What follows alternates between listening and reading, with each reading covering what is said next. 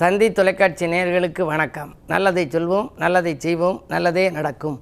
இன்று 7/6/2024 வெள்ளிக்கிழமை மிருகசீரிஷம் நட்சத்திரம் இரவு 9:04 வரை பிறகு திருவாதிரை. இன்றைக்கு நான் உங்களுக்கு சொல்ல இருக்கிற நல்ல கருத்து, 2 தினங்களுக்கு முன்னாலே இந்த ரத்தினங்களை பற்றி சொன்னேன். ரத்தினம்ங்கிறது சில பேர் பேசுவாங்க, வளவளன்னு பேசிக்கினே இருப்பாங்க. ரத்தின சுருக்கமாக பேசு அப்படிம்பாங்க. அப்படின்னா என்ன அர்த்தம்னு ரொம்ப பேருக்கு தெரியாது. ரத்தின சுருக்கமாக பேசுனா என்ன அர்த்தம் அப்படின்னா, ஒருத்தட்ட இப்போ ஒரு 10 லட்ச ரூபா இருக்குன்னு வச்சுங்க, 2 வைரம் வாங்கினாலே போதும். ஒரு வைரம் 5 லட்சம், 2 வைரம் 5 லட்சம், 10 லட்சத்துக்கு வாங்கினா அந்த 10 லட்சமும் 2 வைரத்துக்குள்ளே சுருங்கிடுது. ரத்தின சுருக்கம் என்பது ரத்தினம் போல் சுருக்கிப்படுறதான். எவ்வளோ பெரிய தொகை கோடிக்கணக்காக இருந்தாலும் ஒரு வைரம், வைடூரியம், அதில் காசு மாலைகள் எல்லாம் வாங்குகிறோம் அப்படின்னா 4-5 பொருள்களுக்குள்ளே அத்தனை தொகையும் அடங்கி போயிடும். ஆகையினாலே தான் ரத்தின சுருக்கம் அப்படிம்பாங்க.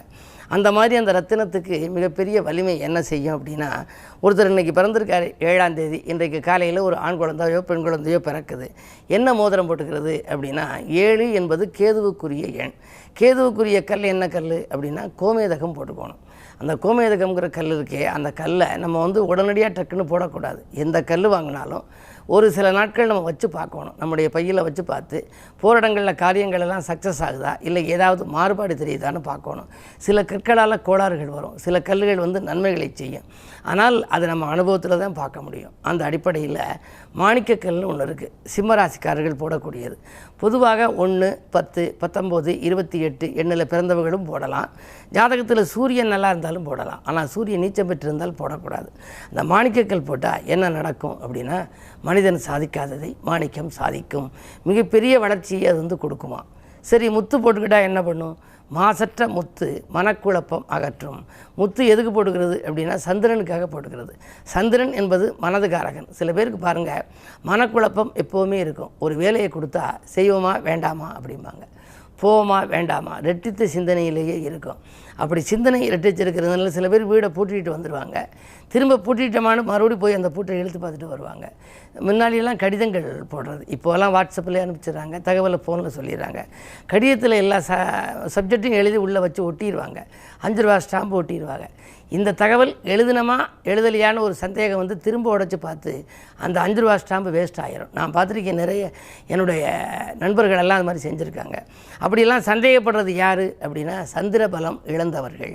ஒருவருடைய ஜாதகத்தில் மனதுகாரகன் சந்திரன் பலம் இழந்திருந்தால் சந்தேகம் வரும். அதே நேரத்தில் அவங்களுக்கு மனக்குழப்பம் ரொம்ப இருக்கும். அப்படி மனக்குழப்பம் அதிகமாக இருந்தால் அவங்க போட்டுக்க வேண்டிய கல் எது அப்படின்னா முத்து.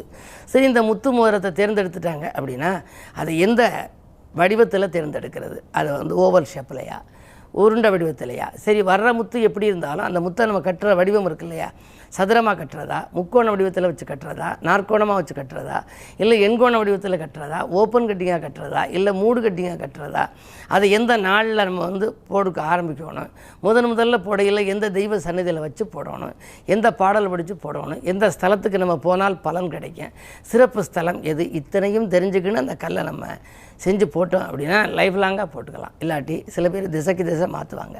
சில பேர் அடிக்கடி கல்லை மாற்றுவாங்க. இந்த கல் போட்டேன், எனக்கு அது சரியாக வரல, சில காரியங்கள் நல்லா இருந்துச்சு, சில காரியங்கள் நல்லா இல்லைம்பாங்க. அந்த கல்லுக்கு நம்பிக்கை ஒன்று வேணும். வலதுகை இடதுகை நீங்களாக நம்பிக்கை என்ற கை சேருமானால் வாழ்க்கை என்ற கை மிக சிறப்பாக இருக்கும். அந்த நம்பிக்கையை ரத்தினங்களின் மீது வைப்பது தான் ஜெம்மாலஜி. அதை பற்றிய விரிவான பலன்களை எல்லாம் உங்களுக்கு தொடர்ந்து இந்த தந்தி தொலைக்காட்சியிலே சொல்வேன் என்று சொல்லி இன்றைய ராசி பலன்களை இப்பொழுது உங்களுக்கு வழங்கப் போகின்றேன். மேசராசி நேயர்களே, இன்று ஆரோக்கியம் சீராகி ஆனந்தப்படுத்தும் நாள். இன்று அடுத்தவர்களுக்கு நீங்கள் செய்த உதவிக்கு உங்களுக்கு நல்ல பலன் கிடைக்கப் போகின்றது. இடமாற்றங்கள் இனிய வாய்ப்புகளை உங்களுக்கு கொடுக்கும். புகழ் மிக்கவர்களை சந்திப்பால் பொருளாதார நிலை உயரும். ரிஷபராசி நேயர்களே, இன்று காலை 9:11 வரை உங்கள் ராசிக்குள் சந்திரன் சகாய ஸ்தானாதிபதி இருப்பதால் அதிகாலையில் நீங்கள் செய்யும் முயற்சிகளில் உங்களுக்கு வெற்றி கிடைக்கும். போட்டிகளை சமாளிப்பீர்கள். புதிதாக அறிமுகமான நண்பர்கள் மூலம் உங்களுக்கு நன்மைகள் வரலாம். உத்தியோகத்தில் உங்களுக்கு மறுக்கப்பட்ட சலுகைகள் கிடைக்கும். தொழில் தொடங்கலாமா என்ற சிந்தனை கூட இன்று வெற்றி பெறும். மிதுன ராசினியர்களே, உங்களுக்கு இன்று காலை 9:11 மேல் உங்கள் ராசிக்குள் சந்திரன். எனவே இந்த காலை 9:11 மேல் சந்திரன் வருகின்ற பொழுது தனாதிபதி சந்திரன். தனவரவு நல்ல தாராளமாக வந்து கொண்டே இருக்கும். பொருளாதாரம் உயரும். வாங்கல் கொடுக்கல்களை ஒழுங்கு செய்து கொள்வீர்கள். ஒரு கடனை அடைக்க மற்றவர்களுடன் வாங்கும் சூழ்நிலையில் இருந்த உங்களுக்கு இன்று மிதமிஞ்சிய பொருளாதாரம் வரப்போகிறது. புண்ணிய காரியங்களுக்கும் பொருளுதவி செய்வீர்கள். புதிய தொழில் தொடங்கும் வாய்ப்புகள் கூட ஒரு சிலருக்கு வரலாம். இன்று நல்ல நாள். கடகராசி நேயர்களே, உங்களுக்கு அஷ்டமத்து சனி. எனவே போட்டிகளை சமாளிக்க நீங்கள் அதற்கு ஆயத்தமாக இருக்க வேண்டிய நேரம். உச்சரிக்கும் சொற்களில் கொஞ்சம் உஷாராக இருப்பது நல்லது. நீங்கள் நன்மை என்று நினைத்து உறவினர்களுக்கு உதவி செய்ய போய் அது தீமையாக முடியலாம். வரவை காட்டிலும் செலவுகள் கூடும். உத்தியோகத்தில் கூட உங்களுடைய முன்னேற்றத்தை சக பணியாளர்களிடம் விமர்சிக்க வேண்டாம். சிம்மராசி நேயர்களே, உங்களுக்கு 8 ராகு 2 கேது. 2 கேது இருந்தால் வாக்குஸ்தானம் வலுவடைகிறது. ஆன்மீக நாட்டம் உங்களுக்கு அதிகரிக்கும். ஆனால் அதே நேரம் நீங்கள் கொடுத்த வாக்கை காப்பாற்ற இயலாது. நேசித்தவர்களாக இருந்தாலும் யோசித்து பேச வேண்டிய சூழ்நிலையே உருவாகலாம். அதே நேரம் 7 சனி. எனவே கண்டகச்சனி என்பார்கள். ஆரோக்கிய தொல்லைகள் உண்டு. எலும்பு நரம்பு சம்பந்தப்பட்ட வகையில் ஏதேனும் பாதிப்புகள் ஏற்பட்டு அகலும். கவனம் தேவை. கன்னிராசி நேயர்களே, உங்களுக்கெல்லாம் குறுபார்வை இருக்கின்றது. எனவே வியாபார வளர்ச்சி உண்டு. வேற்று மனிதர்களின் ஒத்துழைப்பால் கூட்டு முயற்சிகள் வெற்றி காண்பீர்கள். கல்வி சம்பந்தமாக எடுத்த முயற்சியிலும் உங்களுக்கு அனுகூலங்கள் உண்டு. பிள்ளைகளின் எதிர்கால கனவுகளை நனவாக்கும் நாளாக இந்த நாள் அமைகின்றது. துலாம் ராசி நேயர்களே, உங்களுக்கு சந்திராஷ்டமம். இன்று காலை 9:11 வரை சந்திராஷ்டமம். அதிகாலையில் நீங்கள் எந்த முயற்சி செய்தாலும் அது நடைபெறாது. எனவே 9:11க்கு மேல் சந்திரன் பலம் பெறுகின்ற நேரத்தில் நீங்கள் செய்யும் முயற்சிகளில் உங்களுக்கு வெற்றி கிட்டலாம். அதே நேரத்தில் உங்களுக்கு வாங்கல் கொடுக்கல்களில் சில ஏமாற்றங்களையும் சந்திக்க நேரிடும். உறவினர் பகை உருவாகாமல் பார்த்துக்கொள்வது உங்கள் புத்திசாலித்தனமாகும். உத்தியோகத்தில் சக பணியாளர்களை கொஞ்சம் அனுசரித்துக் கொள்வது நல்லது. இந்த நேரத்தில் அஷ்டமத்தில் 4 கிரகங்கள் இருப்பதனாலே விரயங்கள் தான் அதிகரிக்கும். எனவே சுப விரயமாக வீண் விரயங்களிலிருந்து விடுபட சுப விரயங்களை மேற்கொள்வது நல்லது. விருச்சிக ராசி நேயர்களே, உங்களுக்கெல்லாம் காலை 9:11க்கு மேல் சந்திராஷ்டமம். ஏதாவது ஒரு புது முயற்சி செய்வதாக இருந்தால் அதிகாலையில் செய்து விடுவது நல்லது. 9:11க்கு மேல் உங்களுக்கு நீங்கள் செய்யும் முயற்சிகளில் தடை ஏற்படும். உத்தியோகத்தில் கூட மேலதிகாரிகள் உங்களுக்கு இணக்கமாக நடந்து கொள்ள மாட்டார்கள். சக பணியாளர்களாலும் தொல்லைகள் உண்டு. சொன்ன சொல்லை காப்பாற்ற இயலாது.